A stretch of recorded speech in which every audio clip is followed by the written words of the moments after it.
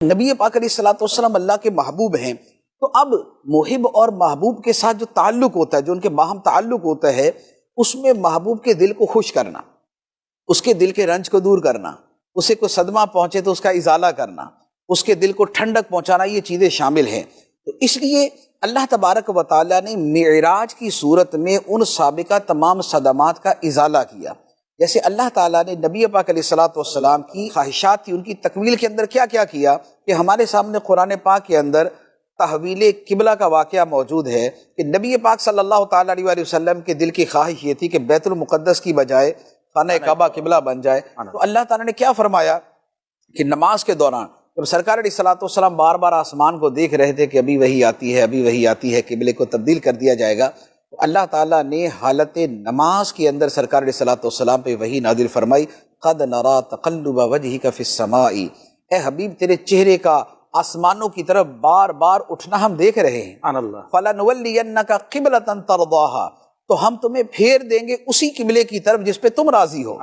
اور پھر ساتھ ہی فرما دیا فولی وجہک شطر المسجد الحرام، اے حبیب ابھی نماز کے اندر ہی اپنے چہرے کو مسجد حرام کی طرف پھیر لو۔ تو نبی پاک علیہ الصلوۃ والسلام کی جو دل کی تمنائیں اور آرزویں تھیں ان کی یوں تکمیل کی جاتی تھی۔ اب جہاں پر پیچھے اتنے واقعات ہو چکے ہوں، طائف کا جو اندوہناک واقعہ ہے وہ ہو چکا، یہاں پر صدمات پہنچ چکے، اور پھر کفار مکہ کا مسلسل رویہ سامنے تھا، تو نبی پاک علیہ الصلوۃ والسلام رنجیدہ تھے، غمزدہ تھے۔ تو اللہ تبارک و تعالیٰ نے آقا کریم علیہ الصلوۃ والسلام کو یہ دکھانے کے لیے کہ اے حبیب ان لوگوں کے یہ معاملات جو کچھ سالوں پر مشتمل ہیں،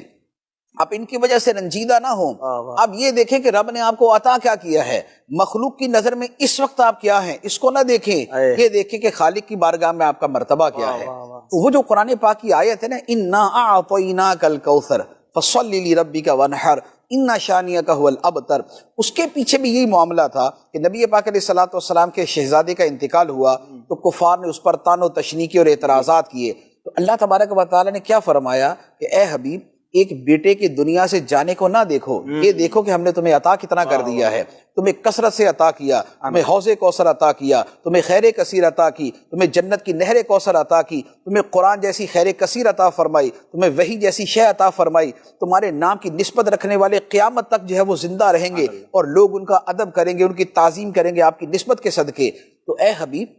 ان کافروں کے اعتراضات نہ دیکھیں، وہ جو خدا نے وَرَفَعْنَا لَكَ ذِكْرَكَ کی شانیں عطا فرمائی ہیں، وہ جو وَالضُّحَىٰ وَاللَّيْلِ إِذَا سَجَىٰ کی شانیں عطا فرمائی ہیں، وہ جو وَمَا أَرْسَلْنَاكَ إِلَّا رَحْمَةً لِّلْعَالَمِينَ کا مرتبہ عطا فرمایا ہے، وہ جو قُلْ يَا أَيُّهَا النَّاسُ إِنِّي رَسُولُ اللَّهِ إِلَيْكُمْ جَمِيعًا کے منصب پر فائز کیا ہے، وہ جو یا ایھا النبی انا ارسلناک شاہدا ومبشرا ونذیرا وداعیا الی اللہ باذنہ وسراجا منیرا کے اوصاف عطا فرمائے ہیں۔ تو رب کی عطائیں دیکھیں، ان لوگوں کی ان حرکتوں پہ نظر نہ کریں۔ تو یہ جو پیچھے کا سارا واقعات تھے، ان واقعات کا جو صدمہ ہے وہ دل سے دھونے کے لیے اور وہ جو اس کا غبار دل پہ تھا اسے صاف کرنے کے لیے اللہ تبارک و تعالیٰ نے رات کے چند گھڑیوں کے اندر پھر جو معراج کا معجزہ کروایا ہے وہ نبی پاک علیہ الصلوۃ والسلام کی تسکین کے لیے تھا۔ یہ بیسیکلی اصل اس کا بیک گراؤنڈ بنتا ہے، ایک اس کی جہت معجزے کی ہے اور ایک اس کے پیچھے جو پورے واقعات کا تسلسل ہے وہ یہ والا ہے کہ نبی پاک علیہ الصلوۃ والسلام کی خوشی کی خاطر کلہم یطلبون رضائی وانا اطلب رضاک یا محمد، اے محمد ساری مخلوق تو میری رضا چاہتی ہے، میں تیری رضا چاہتا ہوں، خدا کی رضا چاہتے ہیں دو عالم، خدا چاہتا ہے رضائے محمد، زہ عزت و اعتلاء محمد۔